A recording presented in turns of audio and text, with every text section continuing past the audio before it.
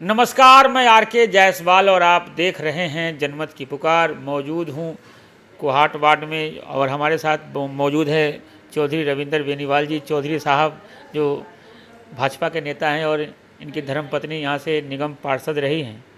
मैं ये जानने आया हूँ कि माहौल क्या चल रहा है। हालांकि अरविंद केजरीवाल भी और उनके विधायक लगातार डोर टू डोर कैंपेन कर रहे हैं, पदयात्रा कर रहे हैं।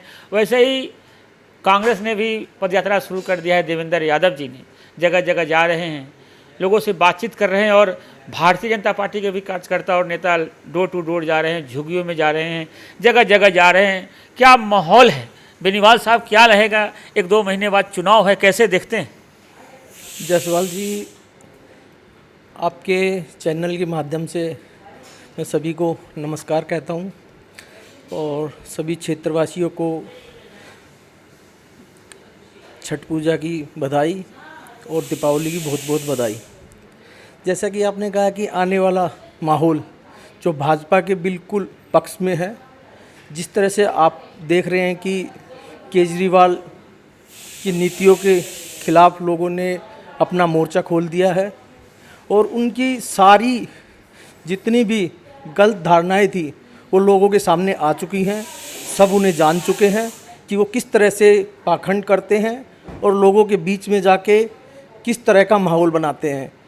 ये आने वाले 2 महीने में आपको पता लगेगा। भाजपा पूरे बहुमत के साथ दिल्ली में अपनी सरकार बनाने जा रही है और आप देखोगे, जगह जगह जाएंगे तो आप देखोगे कि किस तरह से सड़कों पे कितना बुरा हाल है। गड्ढे हैं, कहीं नाले खुदे पड़े हैं, कहीं पर आप इस तरफ गए होंगे तो आपने देखा होगा कि मुंडगा की तरफ रोड का बहुत बुरा हाल है। लेकिन ये सरकार बिल्कुल भी कोई ध्यान नहीं दे रही है और इसकी पोल खुल चुकी है। आने वाले समय में आपको इसका रिजल्ट मिल जाएगा। मगर अरविंद केजरीवाल जब लोगों के बीच जा रहे हैं पदयात्रा के दौरान तो दिल्ली मॉडल की बातें करते हैं, मोहल्ला क्लिनिक की बातें करते हैं, फ्री बिजली, फिर बोलते हैं पानी का बिल मत भरना, मेरी सरकार बनेगी 2025 में तो पानी का बिल माफ़ करवा दूंगा।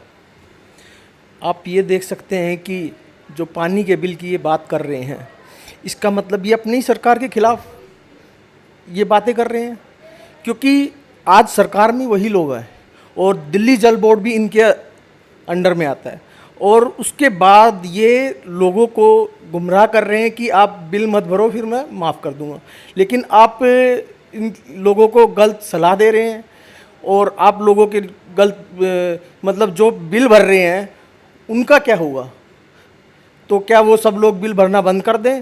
फिर सर जो दिल्ली के जो हाल अभी है उससे भी बुरा हाल हो जाएगा।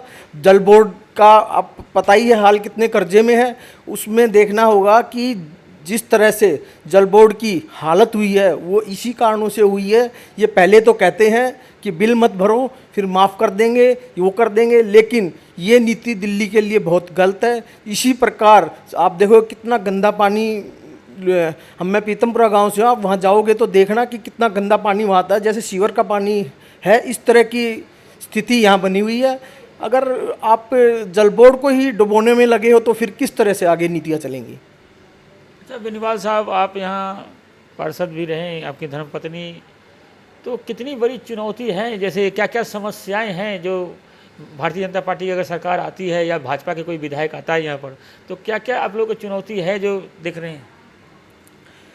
यहाँ सबसे बड़ी जल की ही समस्या है और दूसरा आप देखोगे जो पीडब्ल्यूडी के नाले हैं उस समय पर बिल्कुल साफ़ नहीं होते। इस प्रकार आपने देखा था कि इस टाइम जो लास्ट टाइम गया है बरसात का समय था, उस टाइम बिल्कुल कितना जल भराव हो गया था क्योंकि पीडब्ल्यूडी के नालों को बिल्कुल साफ़ नहीं किया गया था। सबसे बड़ी समस्या यही है। कुछ क्षेत्र में इस तरह की चीज़ें हैं कि बड़ा कोई हॉस्पिटल वगैरह हो जाए। और आपको एक समस्या और पता होगी सकूरपुर की, जिसमें लाइब्रेरी बनने का काफ़ी सालों से बात चल रही है लेकिन वो आज तक नहीं बनी है और जिसमें कि वहीं से सरकार में अपने विधायक हैं और लेकिन फिर भी उसके बाद भी उस पर कोई गौर नहीं किया गया है। तो इस तरह के बहुत सारे मुद्दे हैं जो सरकार के खिलाफ हैं और करने के लायक हैं। चौधरी साहब, आपकी राजनीतिक शुरुआत कैसे हुई थी?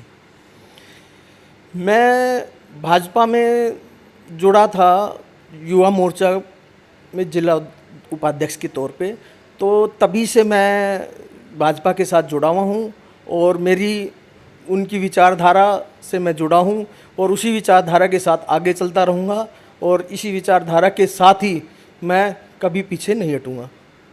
अगर आपको टिकट दिया जाए यहाँ से विधानसभा की, जैसे अचानक से आपको काउंसिलर में भी अचानक से आपका नाम आया था, वैसे ही विधानसभा में अगर आपको टिकट मिल जाती है तो पक्का जितेंद्र सिंह तोमर आपके सामने बहुत बड़ा चेहरा होंगे।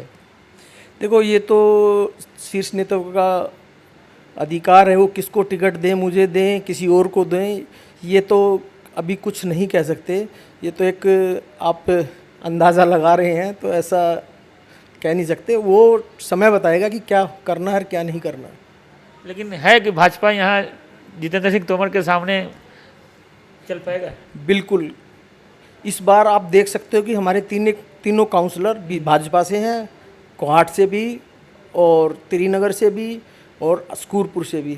इसका बहुत बड़ा फ़र्क पड़ता है कि पिछला जो इलेक्शन गया है उसमें भी आप लोकसभा में भी देख सकते हैं भाजपा बड़े बहुमत से जीती है विधानसभा, और इस बार भी विधानसभा में बहुत अच्छा प्रदर्शन रहेगा। अच्छे मार्जिन से हम ये विधानसभा निकाल पाएंगे। लोगों के बीच में जाते हैं तो किस तरह से आप लोग जागरूकता फैला रहे हैं? लोगों की समस्याएं सुनते हैं और उन समस्याओं का निवारण करने की कोशिश करते हैं। आगे जिस तरह से हमें किसी योग्य समझा जाएगा उस चीज़ के लिए करेंगे, तो हम उसको आगे बढ़ाएंगे। और इनकी जो गलत नीतियां हैं वो लोगों के सामने उजागर कर रहे हैं। तो हमारे साथ बात कर रहे थे चौधरी रविंदर बेनीवाल जी।